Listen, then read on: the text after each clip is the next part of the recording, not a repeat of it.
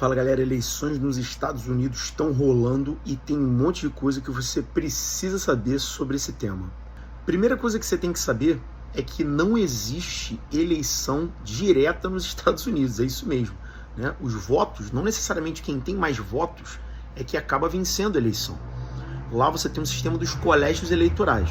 Então cada estado tem um número específico de delegados, que são chamados colégios eleitorais. Se um candidato, como a Kamala ou o Trump, vencer num estado, ele automaticamente pega para si todos os votos daqueles delegados de um estado específico. Por exemplo, a Califórnia tem 55 delegados. Se um dos dois candidatos ganhar na Califórnia, ele automaticamente pega os 55 votos de delegados para si. Já o Wyoming, que é um estado pequenininho, você tem apenas 3 delegados. Então, se você vencer no Wyoming, por exemplo, pode ter a população que for, você vai ter apenas 3 votos de delegados. Claro que isso acaba acompanhando a demografia, né? Cada estado vai ter um número maior ou menor de delegados conforme a sua população. Lembrando, nos Estados Unidos você precisa ter 270 delegados em seu favor para poder ser considerado presidente da República. Então, você precisa ter uma maioria dentro desses colegiados eleitorais. Mas não significa que tendo mais delegados votando em seu nome, você vai ter a maioria da população. Confuso, né? Mas segura que tem mais bagunça por aí. O sistema eleitoral estadunidense é uma verdadeira bagunça, gente, né? Você tem cada estado com uma regra diferente. Você tem utilização de cartão perfurado, onde você vai lá numa máquina, enfia, aperta um botão com o nome do candidato e ele perfura o cartão. Você tem voto impresso, que você marca o xizinho. Você tem estados que você até tem que escrever o nome do candidato num papel para poder votar, né? Você pode votar pelo correio, você vota em casa. Você tem uma série de questões extremamente questionáveis, né? Que fazem com que os Estados Unidos, que é o império da tecnologia, se mantenha num sistema muito arcaico de votação. Será que isso não tem uma razão específica? Outra parada bizarra é que essa votação sempre é na chamada super terça, né? A primeira terça-feira de novembro. Só que terça-feira é dia de trabalho.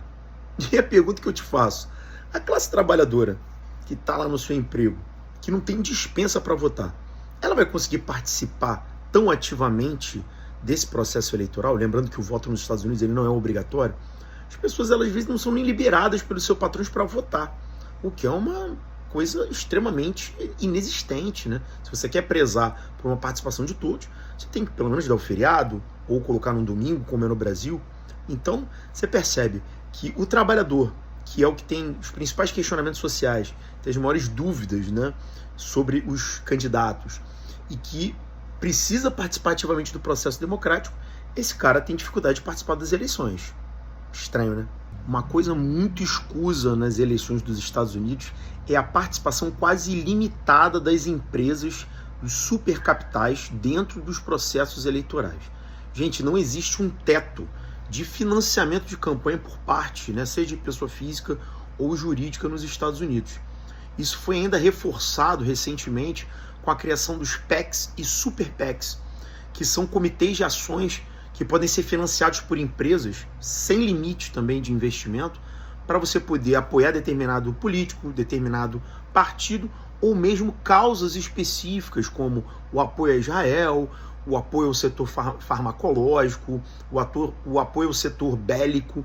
Então você tem, né, grupos privados com interesses próprios que podem financiar campanhas e muitas vezes o dinheiro é colocado na campanha dos dois partidos, né? Porque ele sabe que um dos dois vai vencer e a pressão política que essas empresas fazem posteriormente, quando esses políticos são eleitos, é enorme. Você acaba tendo governos que se direcionam nas suas políticas para os interesses das empresas e muito menos para favorecer a população que os elegeu. Então é um processo extremamente nebuloso que paira sobre o processo eleitoral dos Estados Unidos. Mas esse lance de republicano e democrata, você entende bem? Tem gente que acha que só existem 2 partidos nos Estados Unidos, que só podem existir 2 partidos. Não, você tem dezenas de partidos nos Estados Unidos. Só que o que acontece, pessoal? Os democratas, eles são aqueles da chamada direita liberal. É aquela galera que eu já ouvi gente dizer que até são a esquerda dos Estados Unidos. Pelo amor de Deus. Você tem esquerda nos Estados Unidos, mas ela nunca consegue aparecer como uma via de campanha. Os democratas, eles acabam sendo muito defendidos pelos setores empresariais bélicos, de alta tecnologia, setores ligados à ciência, indústria farmacêutica, que tem muitos interesses internacionais, inclusive.